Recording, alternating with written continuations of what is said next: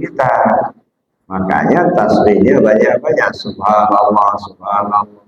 Ya Allah, kau yang suci, aku yang kotor. Sadar dulu kita bahwa kita ini kotor. Nah, setelah kita menyadari kita ini kotor, sedangkan kita ingin kembali kepada Allah, Allah itu maha suci. Allah yang maha suci tidak menerima. هل أتى على الإنسان حين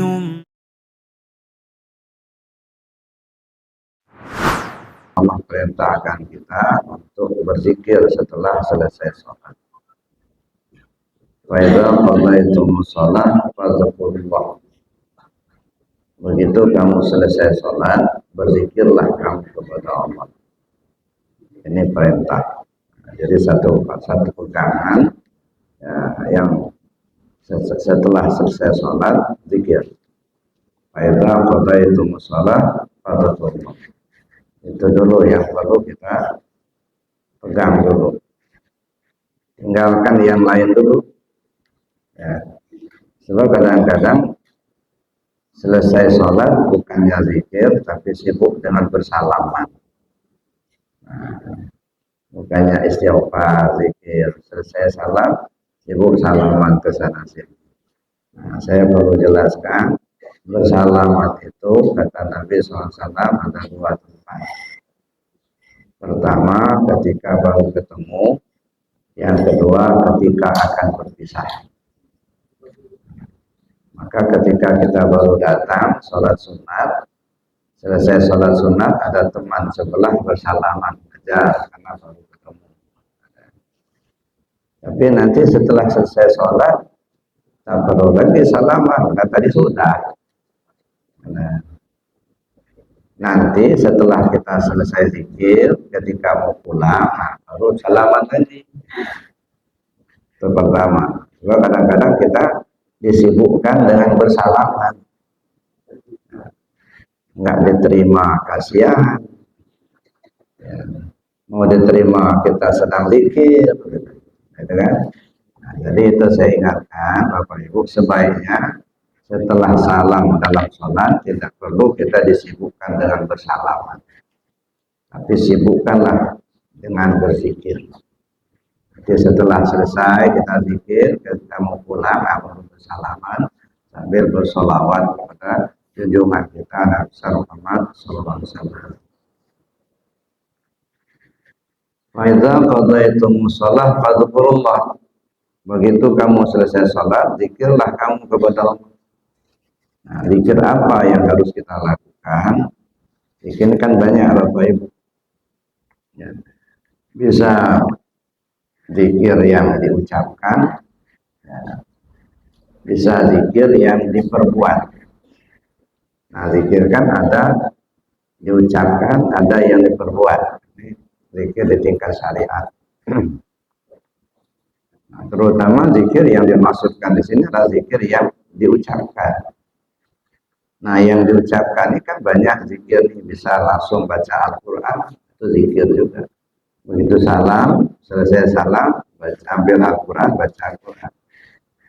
Seperti kita sholat di Mekah, di Haram, atau di Madinah. Ya, banyak yang kita lihat begitu selesai sholat, langsung ambil Al-Quran, baca Al-Quran. Boleh. Itu juga zikir. Nggak usah kita salahkan. Atau boleh saja begitu salam, kita zikir masuk. Mulai dari istighfar, astaghfirullahaladzim, alladzi la ilaha illa huwal hayyul qayyum wa atubu ilaih min jami'il ma'asi wal dzunub, dan seterusnya sampai kepada Allahumma antas salam wa minkas salam, alaika ya'udhu salam, fahayyina rabbana bisalam wa dakhilna jannata darus salam, tabaraka rabbana wa ta'ala ya dzal jalali wal ikram. Nah, sering sampai di sini itu ditutup sami'na wa ata'na wa qulna rabbana wa ilaikal masir.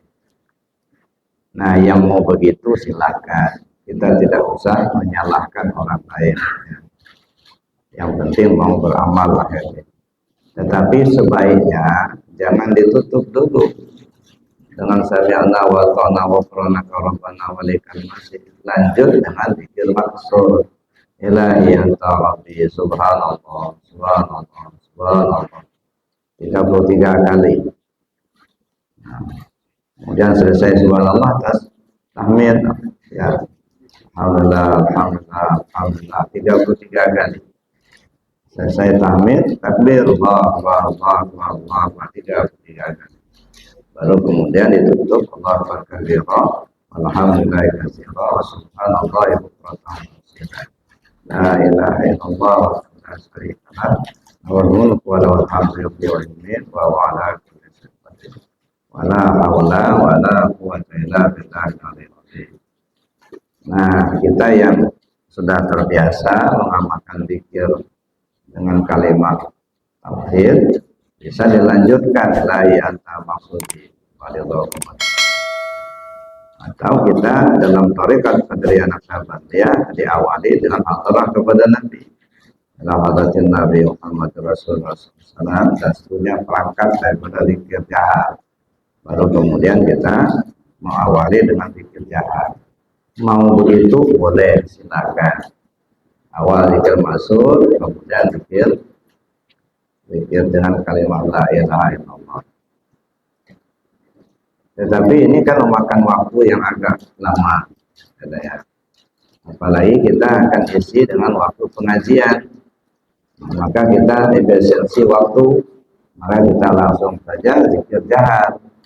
Maka tadi saya tidak awali dengan zikir masuk dulu, tapi langsung ke zikir jahat, karena mengingat waktu.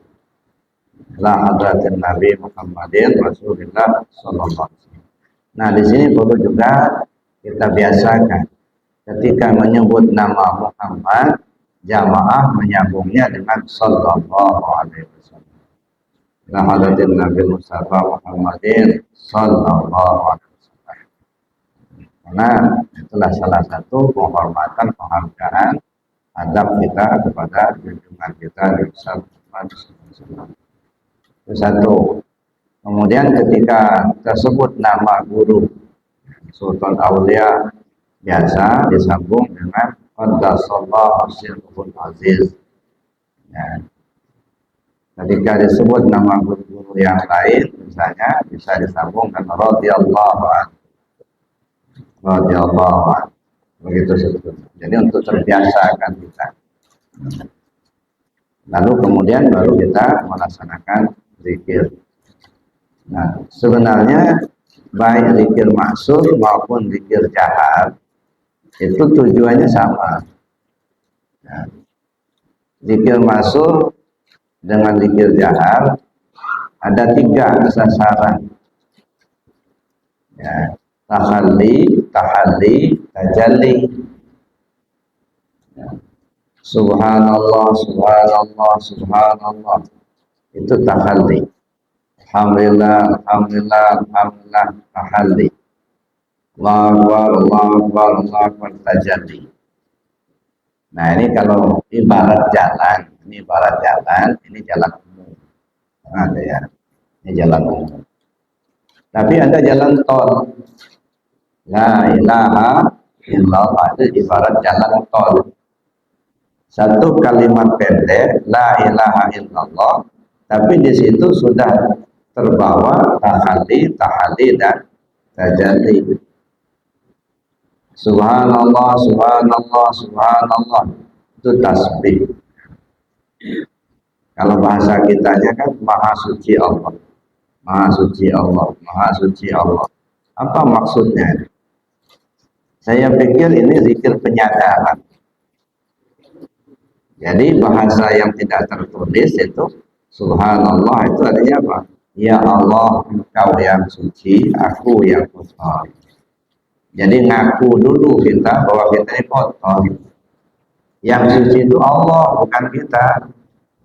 Nah, jadi subhanallah, subhanallah, subhanallah, ya Allah, engkau yang suci, aku yang kotor. Sadar dulu kita bahwa kita ini kotor. Yang suci itu Allah. Sedangkan kita manusia ini semuanya tentu ingin kembali kepada Allah. Inna lillahi wa inna ilaihi raji'un.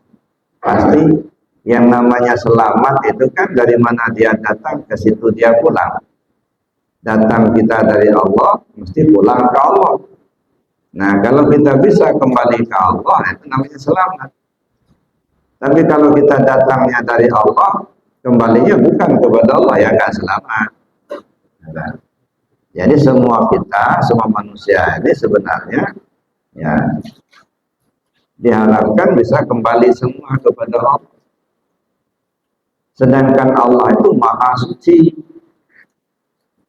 Allah yang maha suci itu tidak menerima kecuali yang suci juga. Nah, di sini masalahnya.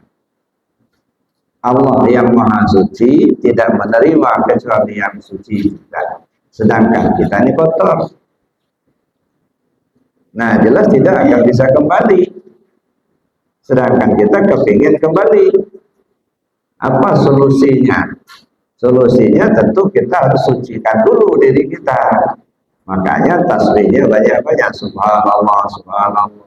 Ya Allah, kau yang suci, aku yang kotor. Sadar dulu kita bahwa kita ini kotor.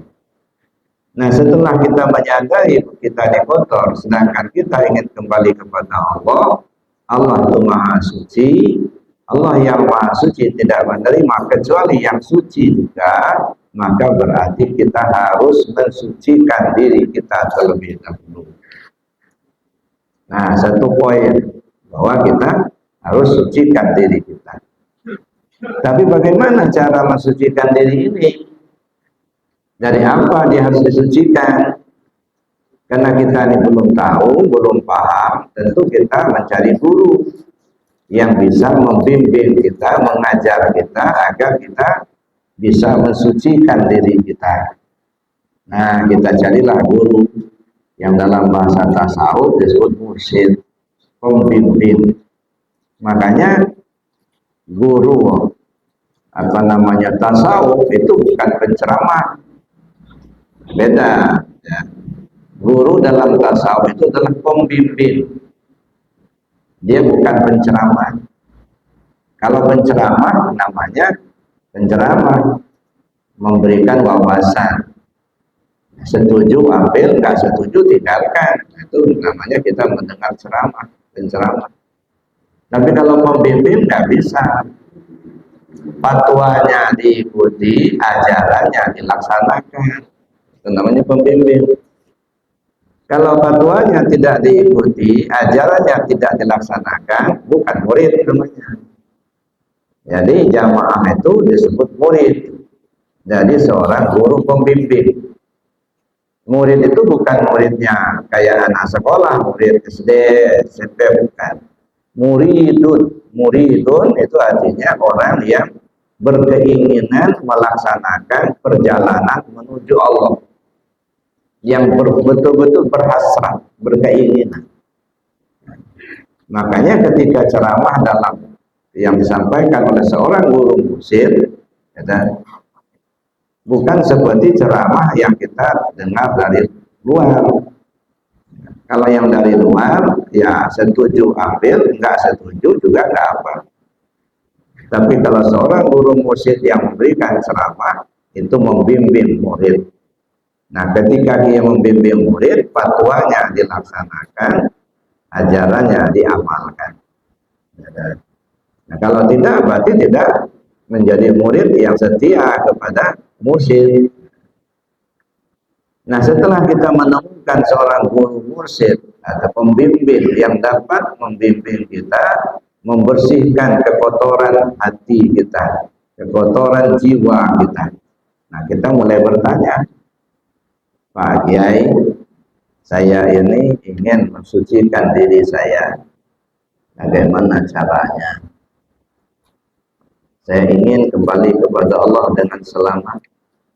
Nah, karena memang dia adalah pembimbing, seorang guru mursyid, tentu dia akan menyampaikan fatwa bimbingan.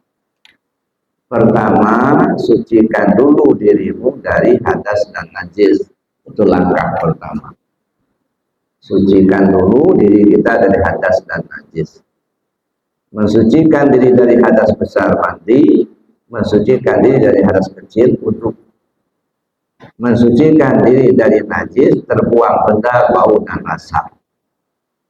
Nah, setelah kita paham itu, kita laksanakan. Naik yang kedua, sucikan anggota tubuh zahir.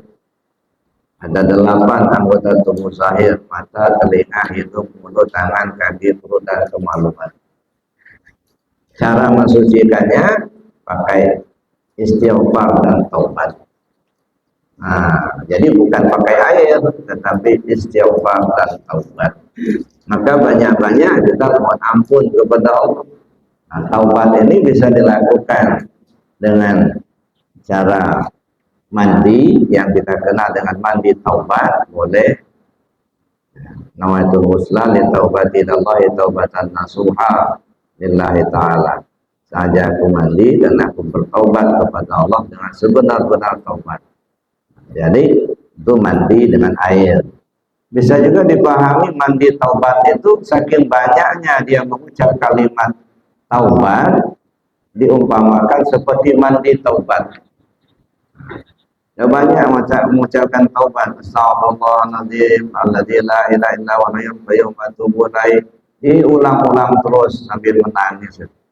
Nah, dengan banyaknya dia mengucap kalimat taubat itu, nah, diumpamakan seperti mandi taubat.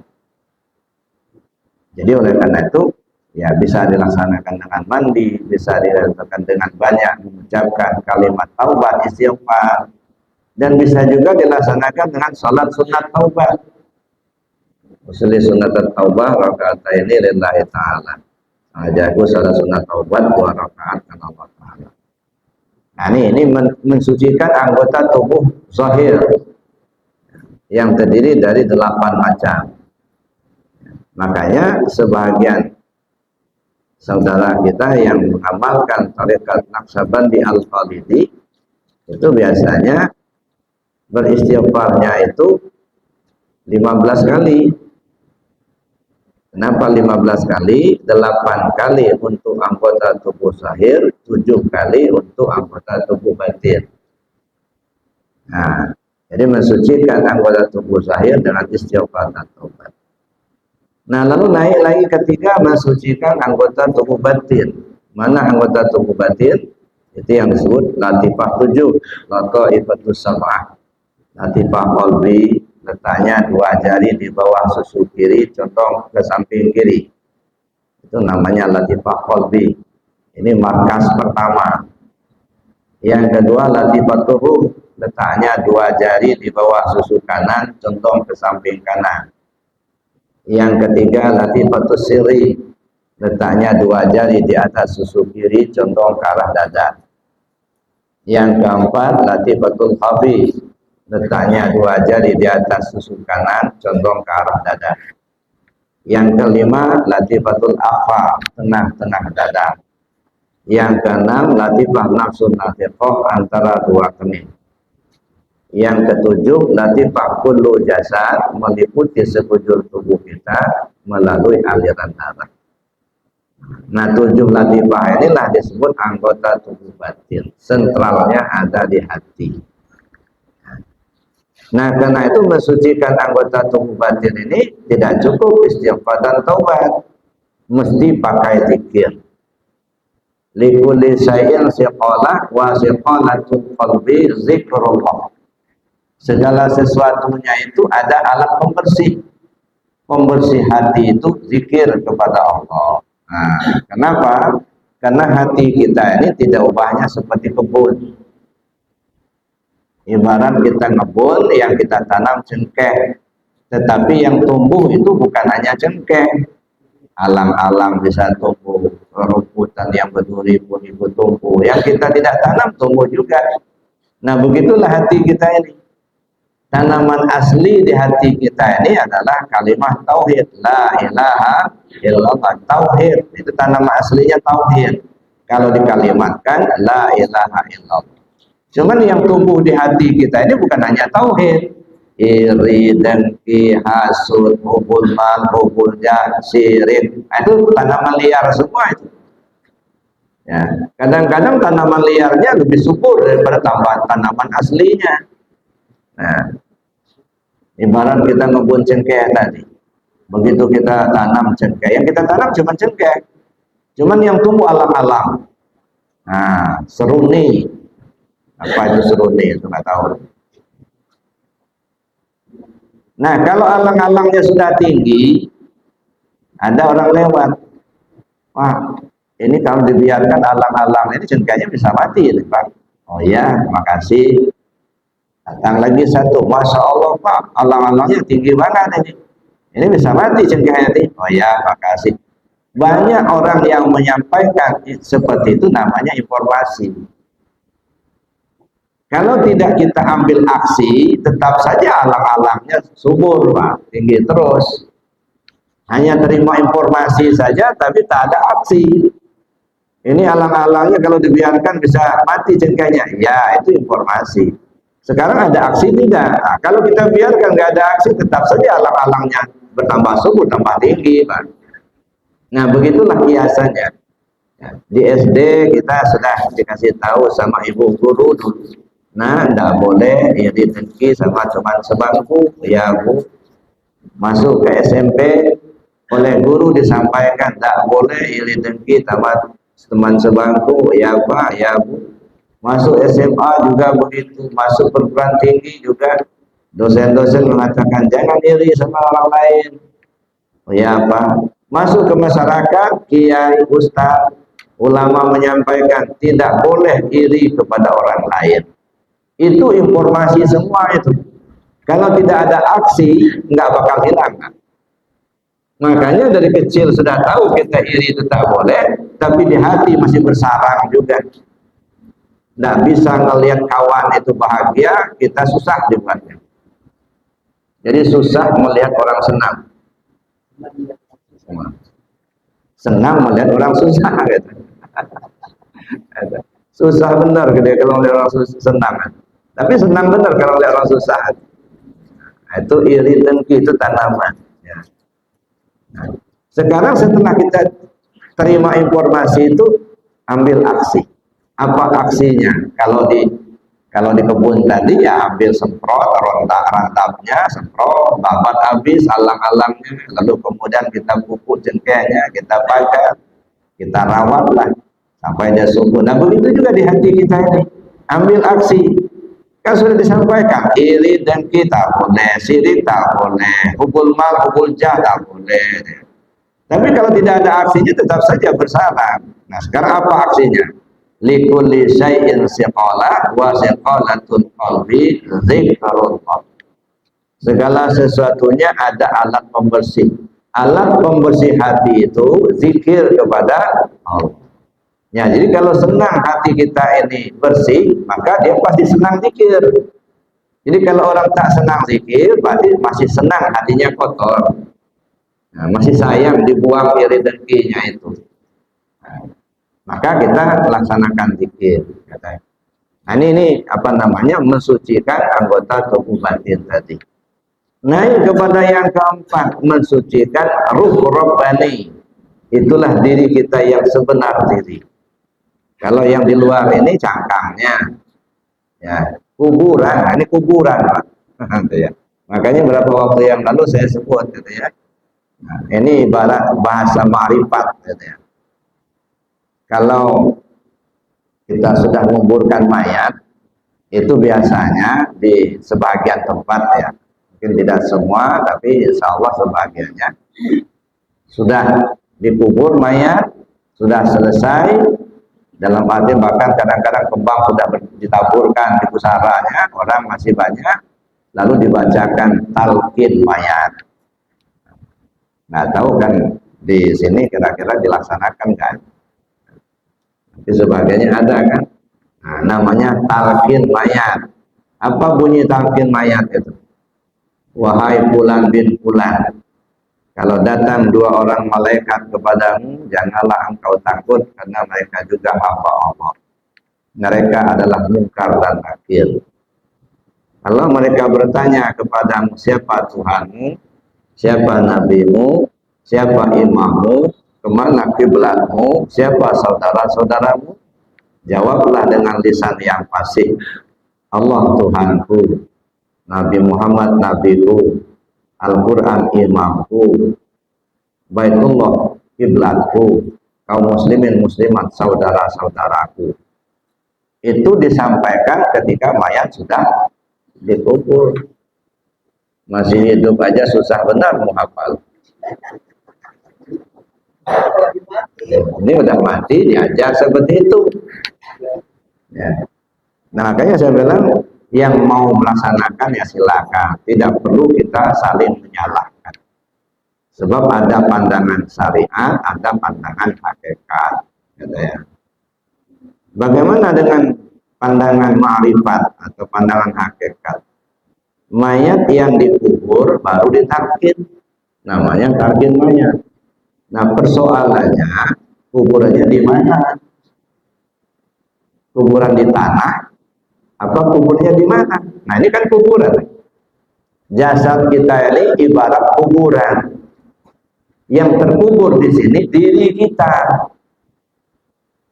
yang sedang mati, yang sedang tidur. An-nasu niyamun fa idza mata intabah. Manusia sekarang ini ibarat tidur. Ketika dia mati, nah baru terbangun. Jadi ibarat mati. Ya, an-nasu niyamun fa idza mata intabah. Manusia itu pada hakikatnya sedang tidur. Tidur itu adiknya mati. Sama-sama nggak tahu kan ya.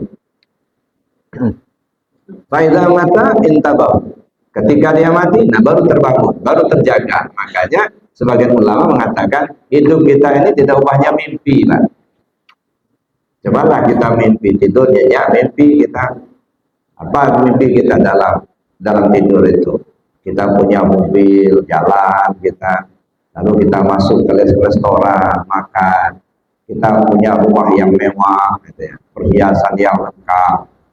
Begitu terbangun, habis nggak ada. Mana rumah tadi? Mana mobil tadi? Hanya perasaan waktu mimpi itu. Begitu bangun, nggak ada. Nah, begitulah kita. Sekarang kita punya rumah, punya anak, punya istri, gitu ya, punya mobil, duitnya banyak. Mati, hilang, tinggal. Yang ke bawah apa? Kelakuan kita selama hidup. Itu yang terbawa. Ada. Kalau kelakuan kita baik, nah akan menjadi baik juga. Kalau kelakuan kita tak baik, maka jadi tidak baik. Mobil mana? Tinggal. Rumah mana? Tinggal. Anak istri tinggal. Nggak ikut pula mereka dikubur. Ya. Jadi itu Bapak Ibu. Ya. Jadi artinya kita hidup ini seperti ya lagi tidur. Nah, oleh karena itulah ketika kita masuk dalam pembersihan tingkat keempat, membersihkan ruh robbani tadi. Jadi sedang terkubur sekarang. Jadi diri kita yang sebenarnya ibarat lagi terkubur. Nah, coba apabila datang dua orang malaikat kepadamu, mereka adalah munkar dan nakir. Ketika mereka bertanya kepadamu, siapa Tuhanmu? Jawab dengan lisan yang fasih, Allah Tuhan. Artinya coba tanya sekarang. Kalau diibaratkan, mohon ampun sama Allah, munkar dan nakir ibarat apa? Coba diibaratkan pikiran kita dengan hati kita sendiri. Tanya ke dirimu, siapa Tuhanmu? Siapa Tuhanmu? Jawab dengan lisan yang fasih, jawab dengan keyakinan yang benar, jangan bohong. Pikiran mulai bertanya, hati mulai menjawab. Atau hati bertanya, mulai pikiran menjawab. Coba tanya ke diri kita sekarang, siapa Tuhan? Allah Tuhanku. Kau kenal belum sama Tuhanmu itu? Kau bertuhan kepada Allah, udah tahu belum sama Tuhanmu itu? Jangan hanya ngomong aja Allah Tuhanku, kenal aja tidak. Nah, ini talqin mayat dikubur. Tanya, ya, sudah ketemu belum sama Tuhanmu itu? Ya. Kan disuruh kita untuk bertemu sama Tuhan kita. Irji'i ila rabbiki. Kembalilah kau ke Tuhanmu. Jangan kembali ke Tuhan tetangga, ke Tuhanmu. Kita ini kan punya Tuhan masing-masing, Pak. Urusilah Tuhan kita itu. Itu kan bukan berarti Tuhan itu banyak. Ya, cobalah kalau kita berdoa, ya Allah ya Tuhanku. Nanti kalau Bapak berdoa, ya Allah ya Tuhanku. Nah, pernah Bapak berdoa, ya Allah Tuhannya tetangga sebelah? Enggak kan? Ya. Nah, tapi Tuhanku itu yang mana? Sudah ketemu belum dengan Tuhanku itu? Ya. Nah, kita mengatakan bertuhan sama Allah, tapi ketemu Allah juga belum. Aqimis sholat li zikri. Kau dirikan sholat untuk ingat aku. Kalau sudah ingat mau apa? Mau ketemu. Dirikan sholat untuk berjumpa sama aku. Nah, kita sholat tadi berjumpa Allah apa tidak? Kalau tunggang-tunggi berdiri rukun tidak sujud itu tubuhnya. Dirimu ketemu Allah tidak? Sebab yang ketemu Allah itu ruh kita. Kalau jasad tak pernah ketemu Allah tak. Nah, kita dirikan salat apa? Untuk ketemu Allah. Makanya as-salat mi'rajul mu'minin. Salat itu mi'rajnya si al-mu'min. Siapa si al-mu'min itu? Ruh kita. Mi'raj itu naik. Maka sering saya katakan, yang namanya naik tentu dari bawah ke atas. Kalau kita sudah naik, berarti sudah di atas. Kalau kita sudah di atas, berarti tidak di bawah lagi. Gitu. Kalau masih di bawah, belum naik namanya. Nah, pertanyaannya, yang di bawah itu siapa? Yang di atas itu siapa? Yang di bawah itu muhdas, yang di atas itu qadim. Kalau as-salat mi'rajul mu'minin, salat itu mi'rajnya si al-mu'min, mi'rajnya ruh kita, naiknya ruh kita, naik dari bawah ke atas. Bawah siapa? Mudas. Di atas siapa? Qadim. Dari mudas naik kepada qadim. Kalau sudah naik kepada qadim, berarti sudah di atas, sudah tak di bawah lagi. Kalau masih di bawah, tanda belum naik. Kalau masih merasa mudas, masih ada kita, itu belum naik. Siapa yang sholat? Ya diri saya yang sholat. Kita merasa kita yang kuasa, kita merasa kita yang melihat, kita merasa kita yang mendengar, merasa kita lah yang sholat. Nah, itu masih di bawah itu, enggak naik. Badannya aja yang tunggang-tunggi, Pak.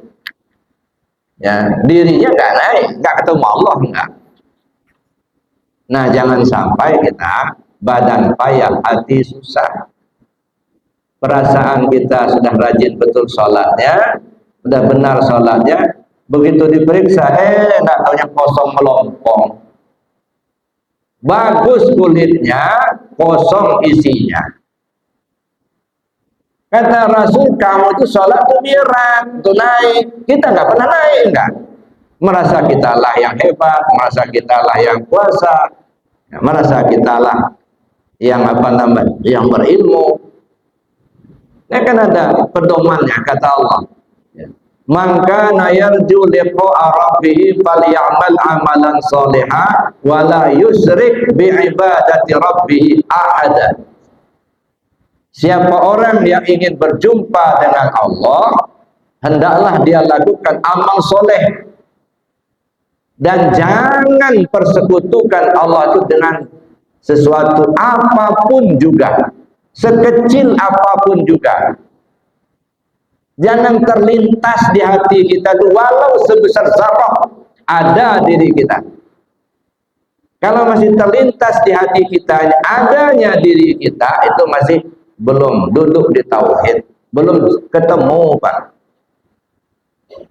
Fal ya'mal amalan soleh, dirikan salat itu amal soleh. Nah, ketika beramal soleh itu kita persekutukan tidak Allah itu. Nah, kalau kita persekutukan, tanda belum ketemu itu. Jadi ketemu Allah itu seperti apa sih ketemu Allah? Maka saya bilang ketemu Allah itu jangan dibayangkan seperti kita ketemu teman kita. Ya, bagaimana kalau kita ketemu Allah di akhirat nanti? Bayangannya seperti apa? Kayak ketemu teman duduk di kursi bertongkat lalu cium tangan, ya enggak lah. Allah itu laisa kamitsli syai'un. Tak dapat diumpamakan dengan sesuatu apapun juga. Walam yakul lahu kufuwan ahad. Tak ada yang setara dengan dia. Dan dia ghaibul ghuyub, maha ghaib. Dan Allah bersifat baqa, kekal. Karena dia bersifat baqa, enggak berubah-ubah, itu artinya. Jangan dikira kalau baqa di dunia nanti di akhir berubah, enggak lah. Bagaimana Allah sekarang, nah begitulah Allah itu nanti di akhirat, enggak berubah. Karena dia bersifat baqa, kekal. Nah, oleh karena itu Bapak Ibu yang saya hormati, ya, kalau kita misalnya ketemu Allah, falyamal amalan shalih wala yusyrik bi ibadati rabbi ahadan. Jangan persekutukan. Merasa adanya kita itu masih mempersekutukan. Allah ada, kita ada. Dua yang ada. Allah melihat, kita melihat. Dua yang melihat. Masih syirik itulah. Belum ketemu. Kalau mau ketemu Allah, kata Allah sendiri dalam Al-Quran, falyamal amalan shalihah wala yusyrik bi ibadati rabbi ahadan. Jangan persekutukan, jangan gandengkan Allah itu dengan sesuatu apapun juga. Bergandeng dengan adanya diri kita. Sekecil apapun. Maka saya bilang tadi, terlintas sebesar zarrah saja adanya diri kita masih syirik. Nah, ini yang kita benahi Bapak Ibu. Kalau membenahi fikihnya sudah banyak ya. Cara sholatnya, cara wudhunya, bacaannya apa ya, itu sudah. Sekarang benahi di dalamnya itu. Jangan merasa puas dengan fasih bacaannya saja. Jangan merasa puas karena rajin sholat di awal waktu. Ya, itu iya secara syariat. Nah, kita tidak persoalkan itu. Yang kita benahi itu di dalam ini. Jangan sampai kulitnya bagus, isinya kropos. Ya, perasaan kita sudah banyak ibadah, kayaknya sudah masuk surga bulat-bulat, sampai di sana kosong melompong, nggak dapat apa-apa. Ya, kenapa? Di dalamnya, Innallaha la yaghfiru an yushraka bihi wa yaghfiru ma duna dzalika liman yasha. Allah tidak akan mengampuni dosa orang yang mempersekutukannya. Tapi Allah akan ampuni dosa orang yang tidak mempersekutunya bagi siapa yang Allah kehendaki. Nah, kalau sudah syirik, dosa tak berampun. Nah, khawatirnya sebanyak amal ditolak. Kenapa? Karena syirik. Maka itulah isyaratnya, sebuah cerita dulu pernah saya sampaikan. Ada seorang abid, rajin betul sholatnya. Sampai-sampai sejadahnya batu, Pak, bukan kain lagi. Batu sejadahnya. Saking sering digunakan untuk sholat, sampai batu itu cekung. Tentang dahinya sudah cekung, tentang lututnya sudah cekung, tentang tangannya sudah cekung. Saking sering digunakan ibadah. Kita nggak bisa bayangkan seperti apa banyak ibadahnya itu, sampai batu cekung begitu. Giliran mau mati, datanglah Israel. Ya.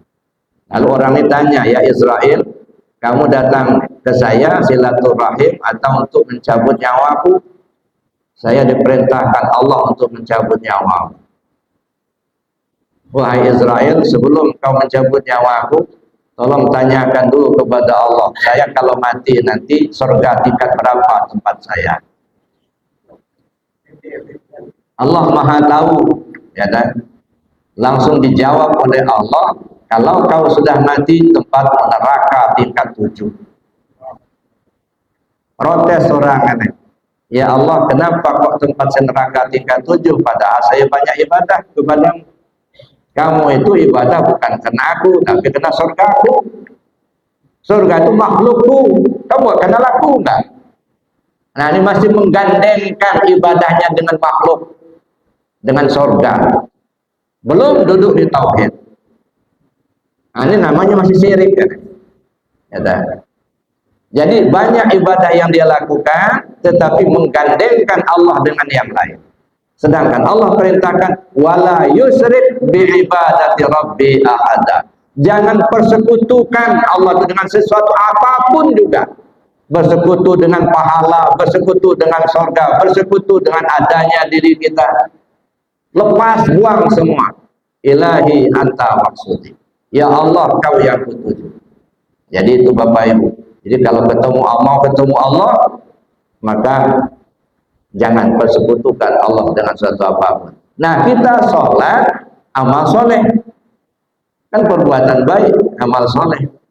Nah, pada saat kita amal soleh, kita sholat, kita persekutukan tidak Allah itu di hati kita ya.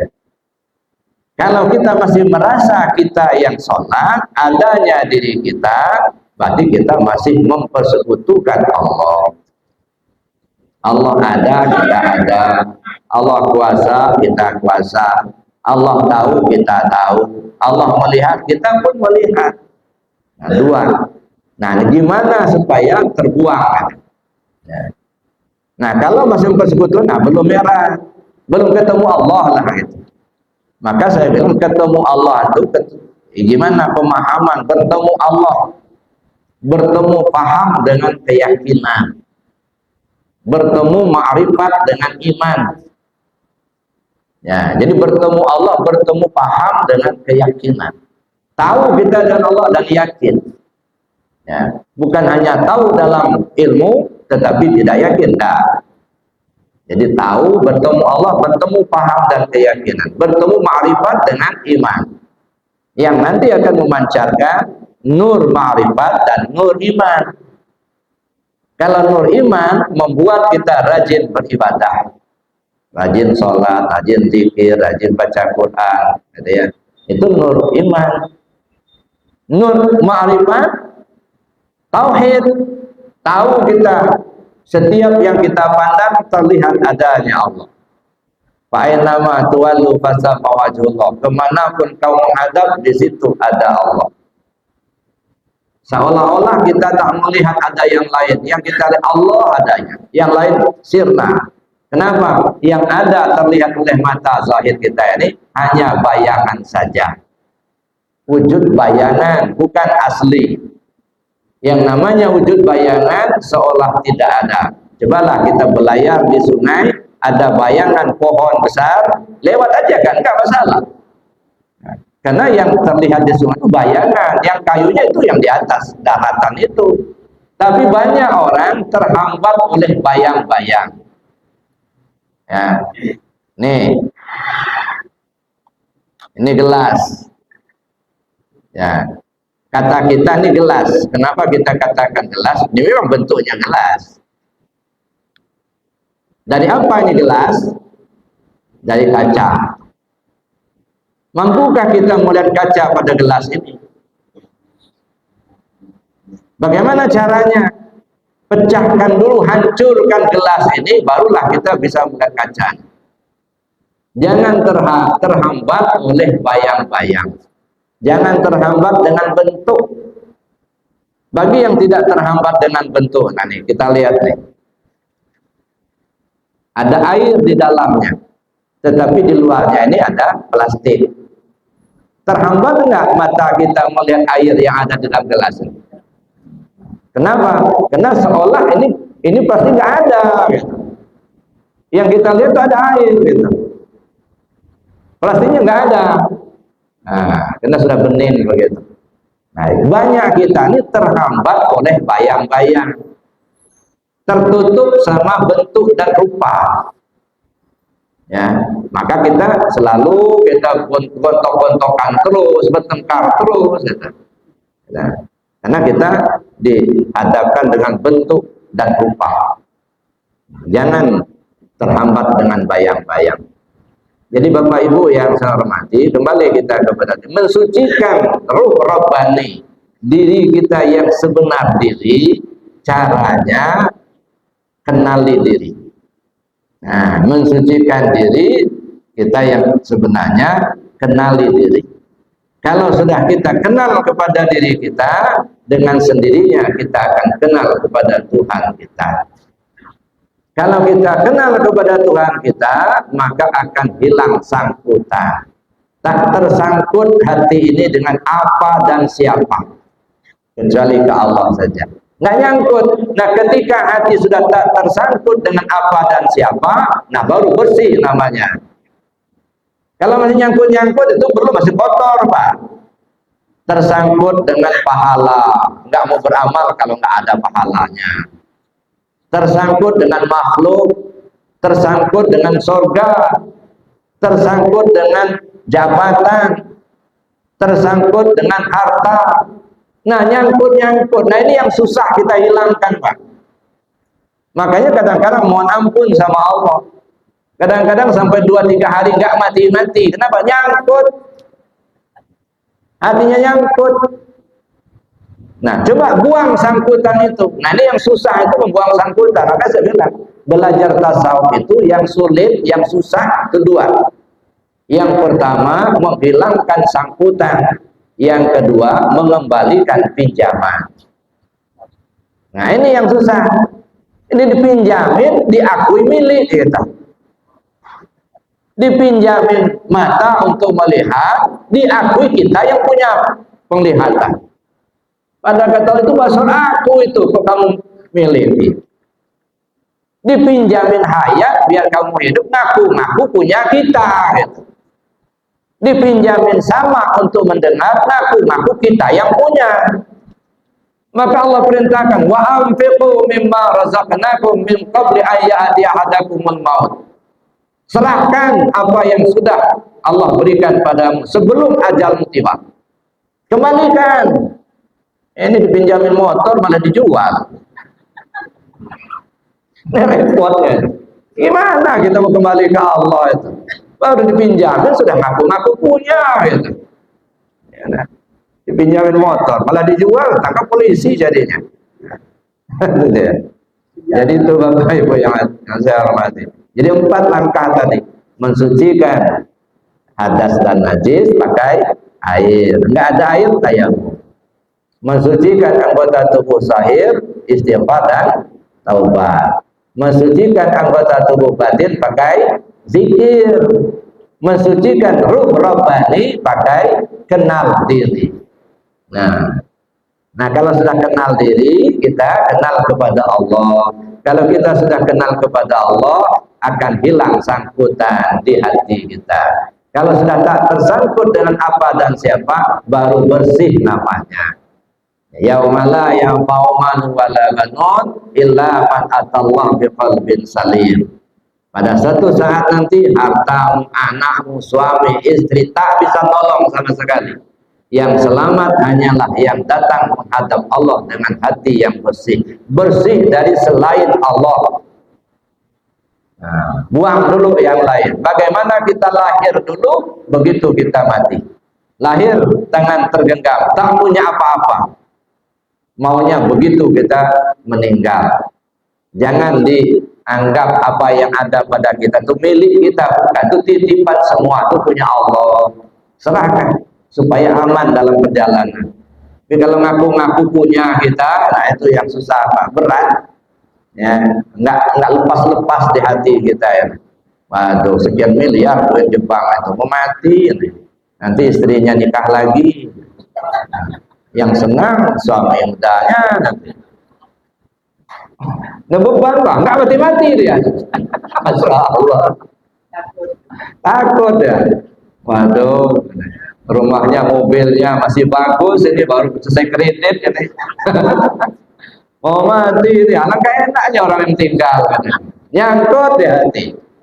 Nah, makanya nggak mati-mati gitu. Atau kena dosanya sendiri, dosa kita melawan sama orang tua, itu menghambat, gitu. Tersangkut. Nah, jadi Bapak Ibu yang saya hormati, ya kan. Jadi kalau membersihkan diri 4 langkah tadi. Jadi kalau berjumpa dengan Allah, hilangkan sangkutan, hilangkan keakuan. Kalau masih merasa ada kita itu belum ketemu. Maka saya bilang tadi, yang namanya sholat itu merah itu naik. Nah itu dari bawah ke atas. Yang di bawah mudas, yang di atas qadim. Kalau kita sudah naik, berarti sudah di qadim. Sudah duduk di qadim, satu batil, nah hilang mudas. Ya. Timbul qadim, hilang mudas. Kalau sudah hilang mudas, artinya apa? Nggak terasa bahwa adanya kita. Ya. Tak ngaku-ngaku kita yang kuasa, enggak, karena kita dulu naik di atas itu ya. Yang kuasa Allah, yang tahu Allah, yang melihat Allah, yang mendengar Allah. Itu namanya kita sudah naik gitu ya. Jadi supaya kita ketemu Allah, bagaimana caranya? Hilangkan keakuan diri. Mudah-mudahan kita diberi petunjuk oleh Allah SWT. Saya kira demikian saja Bapak Ibu ya pada pagi hari ini. Namun kalau masih ada waktu kita diskusikan. Sementara saya akhiri dulu. Assalamualaikum warahmatullahi wabarakatuh.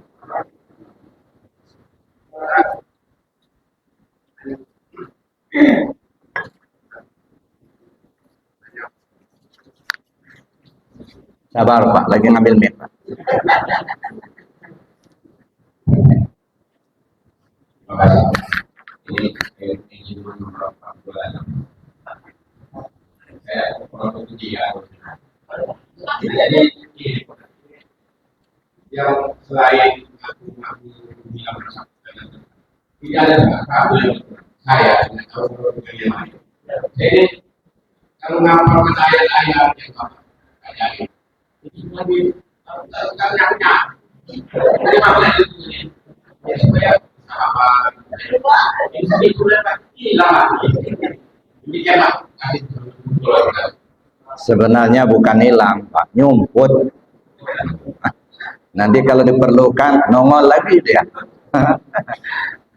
Jadi begini Pak, ketika kita menempatkan akuan, nah kita bedakan di 3 tempat.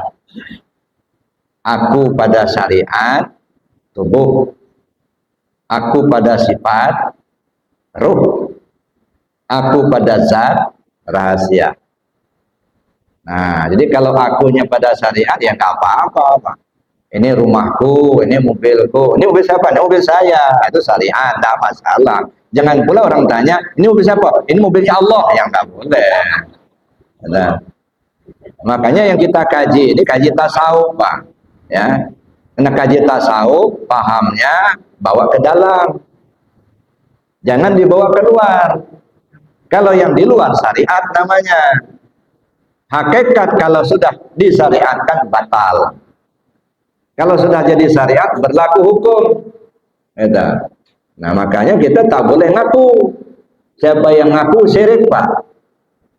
Tapi siapa yang tidak mengaku kafir. Kalau ragu-ragu kufur. Silakan pilih yang mana. Jadi gitu Pak, jadi nggak apa-apa, hilang masuk, hilang kadang-kadang keluar, kadang-kadang masuk. Namanya juga kita belajar sudah tuir Pak. Beda belajar sama masih kecil dulu. Kalau belajar masih muda dulu, gampang hafal, susah lupa.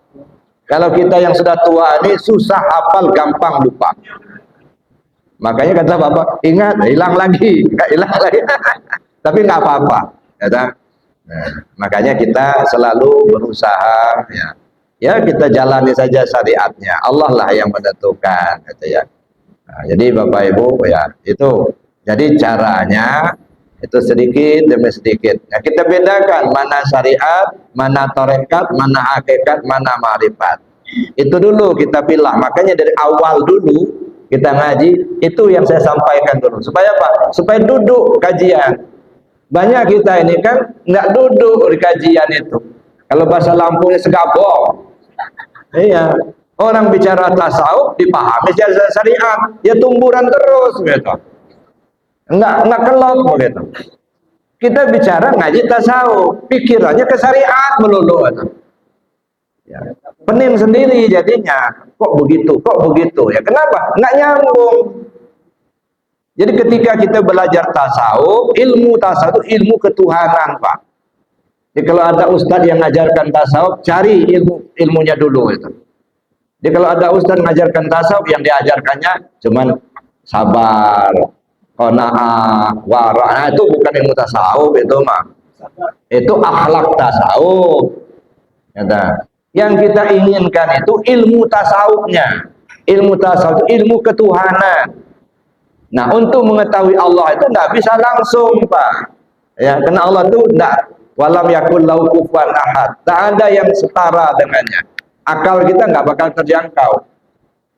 Maka kita diarahkan oleh Rasul supaya mengkaji diri kita. Tafakkaru fi khalqillah wala tafakkaru fi zati, kata Nabi.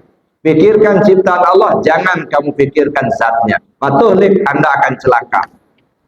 Bisa putus-putus surat saraf kita nggak ketemu. Nah, maka kita pikirkan ciptaan. Mana ciptaannya? Banyak. Maka orang tasawuf membaginya kepada dua yang disebut alam kabir, alam shaghir. Alam kabir, alam terkembang, alam shaghir, diri kita manusia ini.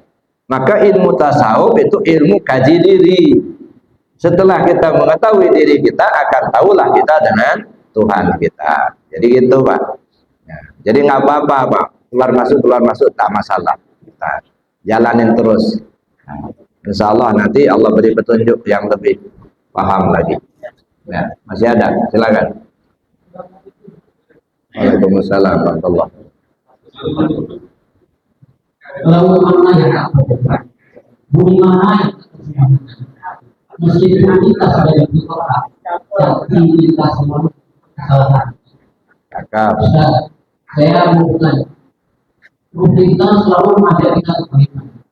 Kadang-kadang ada saja. Nah, untuk mengatasi aksi dari yang ini, bagaimana dibagi kita selalu berjaya.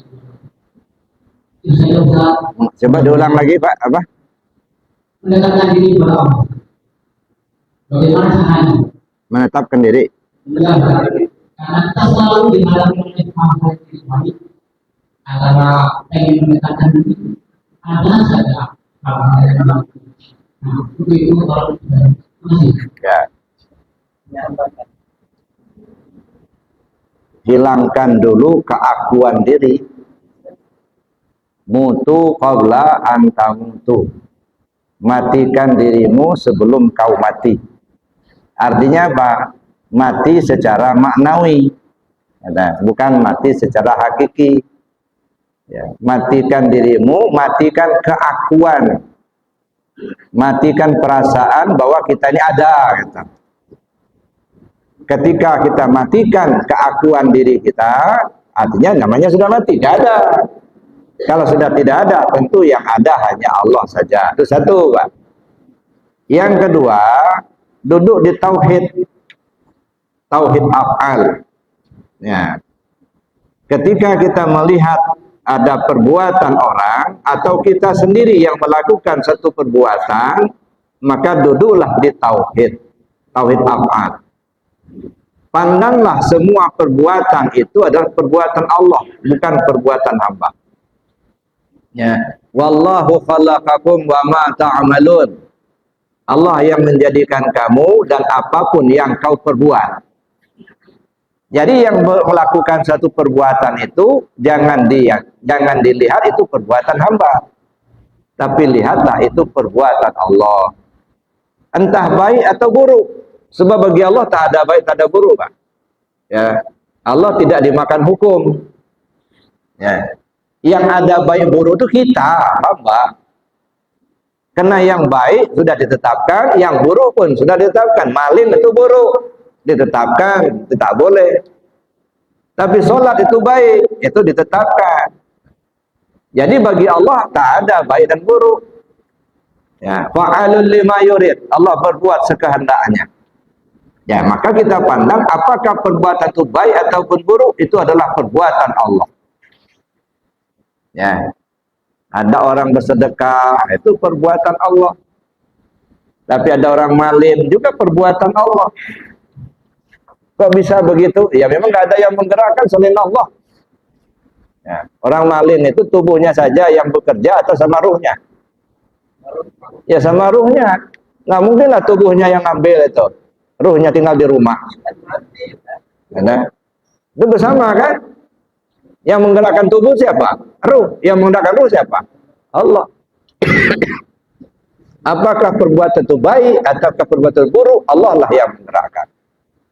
Maka pandanglah itu adalah perbuatan Allah. Ya. Nah persoalannya, kenapa digerakkan Allah orang itu kok berbuat jahat? Kalau urusan berbuat, ya menggerakkan ya tetap Allah. Tapi kenapa kok si anu itu digerakkan Allah berjudi? Ya, apakah Allah itu juga berjudi? Nah, enggak begitu cara berpikirnya. Ya. Allah gerakkan hambanya untuk melakukan satu kesalahan atau judi, boleh jadi karena dalam hartanya itu banyak harta orang lain yang tidak diserahkannya. Allah akan ngambil harta itu. Digerakkan dulu judi sampai habis. Karena kalau ini besi, Pak.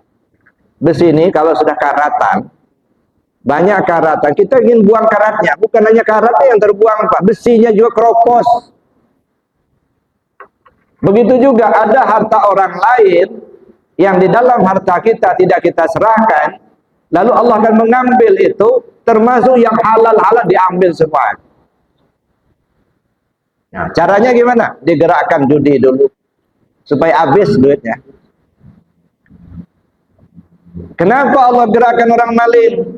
Sangat boleh jadi karena Allah akan menghukum dia. Ditemukan digebuk orang babak belur. Nah, atau memang Allah akan memberikan sesuatu pada yang bersangkutan yang lebih berharga. Dia narkoba, kan maksiat, ketangkap polisi. Begitu ketangkap masuk sel. Nggak taunya di sel itu ada ustadz rupanya di situ. Ngobrol, akhirnya dinasehati sama ustadz. Akhirnya begitu selesai hukuman, nggak mau lagi dia narkoba, jadi orang taat. Atau memang tadinya bukan orang Islam, begitu dia masuk, saya ketemu orang yang ahli agama di situ, akhirnya ngobrol-ngobrol, akhirnya masuk Islam. Nah, itu. Jadi semuanya itu pasti ada tujuan. Nah, kita aja yang menganggap ini baik, itu buruk, gitu ya. Tapi bagi Allah nggak ada baik dan buruk, sama aja. Fa'alul lima yurid. Nah, tapi kenapa Allah gerakkan kita berbuat yang tidak baik? Sangat boleh jadi ada tujuan tersendiri. Nah, jadi gitu, Pak. Jadi pandanglah perbuatan itu perbuatan Allah. Jangan pandang perbuatan hamba. Ketika kita memandang perbuatan hamba, itu terhambat dengan bayang-bayang. Pancukia pisau sirawi ketungke batang lintabung silodang ambil kanil. Satitiak jadikan laut, sakapa jadikan gunung, alam takambang jadi gunung.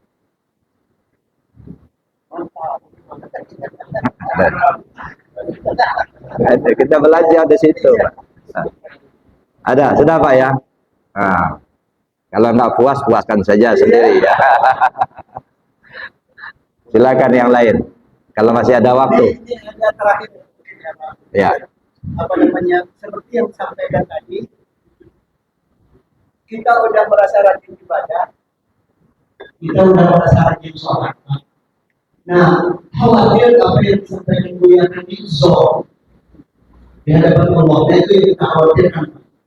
Ya karena memang saya juga merasa rajin ibadah, rajin ikut taklim juga. Nah, seperti sekarang ini. Ada punya zon nanti Pak, itu, ujung-ujungnya neraka itu Pak, betul. Nah, yang jadi pertanyaan saya. Apa tanda-tanda ibadah kita diterima atau ditolak sama Allah? Itu aja ya. Terima kasih. Wassalamualaikum warahmatullahi wabarakatuh. Ya, masih kita tanya sama Allah dulu ini. Tanda-tandanya apa? Ya. Tapi kan Allah sudah berikan isyarat. Siapa orang berbuat baik akan dibalas kebaikannya. Siapa orang berbuat jahat akan dibalas kejahatannya. Ada. Nah, apa tandanya diterima? Nyaman, ya, tenang. Kita bersedekah, ada rasa senang. Nah, tanda insya Allah terima. Tapi kalau kita bersedekah menggerutu di dalam, itu nggak ditolak. Ada. Jadi kalau urusan amal itu bisa dirasakan sekarang, diterima atau tidak. Tenang, nyaman, nah, itulah balasan. Jadi balasan pahala itu jangan dibayangkan berkarung-karung gitu.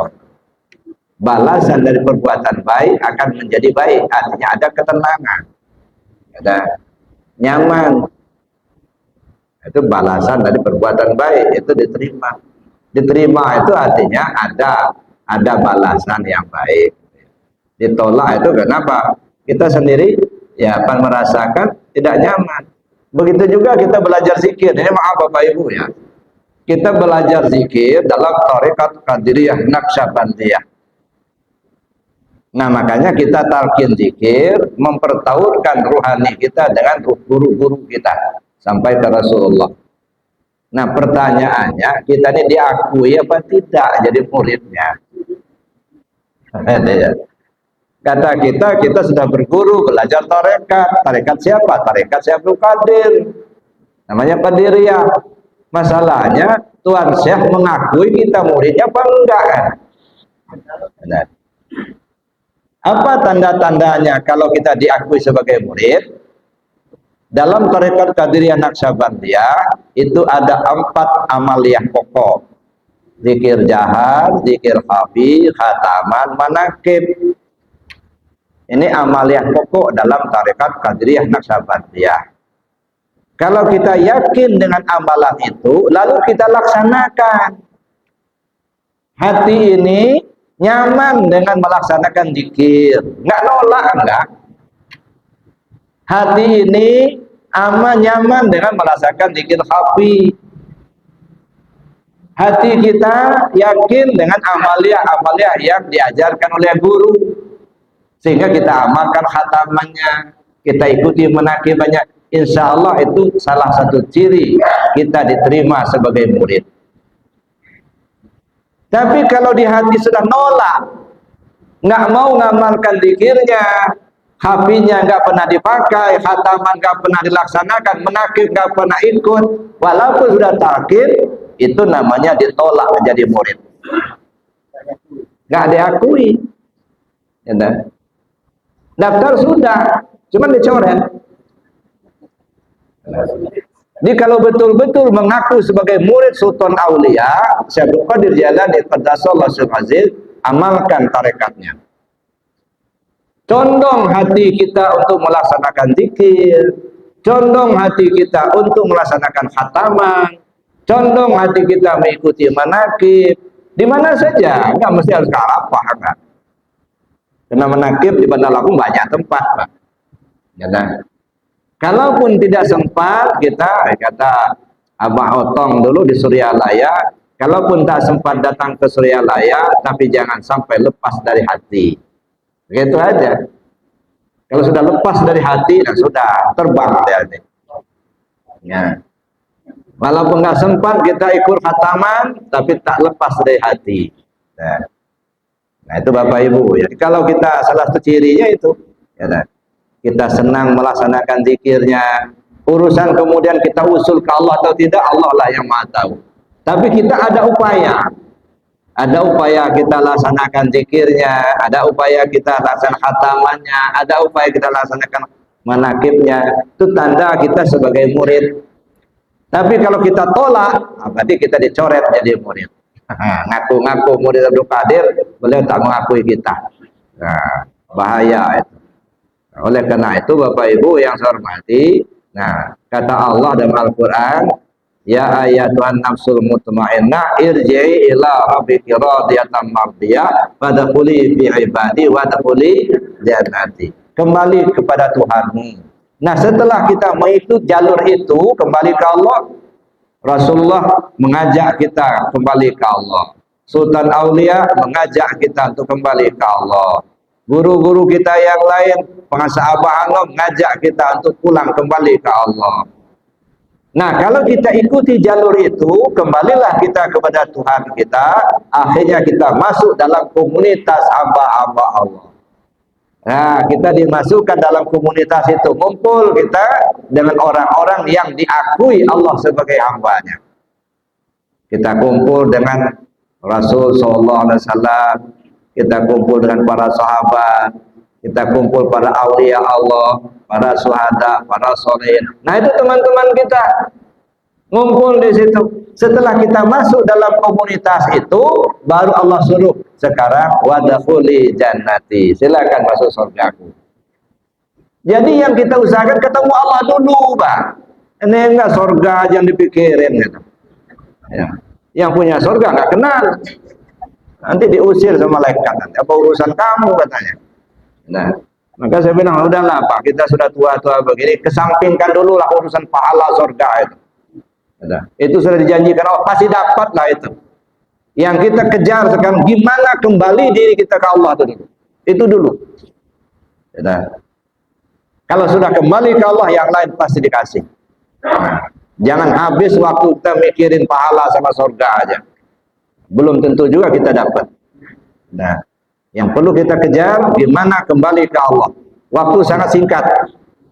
Nah, tidak ada waktu lagi kita berleha-leha, Pak. Nah, jangan sampai kita habis waktu kita tapi tak tercapai. Kata orang Padang, kok siang babi masuk, kok malam babi minyak. Nah, habis waktu kita tak sampai kepada yang dituju. Maka Allah ingatkan betul itu. Wala tamutunna illa wa antum muslim. Jangan sampai kamu mati, kamu belum selamat kembali ke Allah. Selamat dulu kembali ke Allah baru mati. Itu diingatkan Allah. Itu warning dari Allah itu, Pak.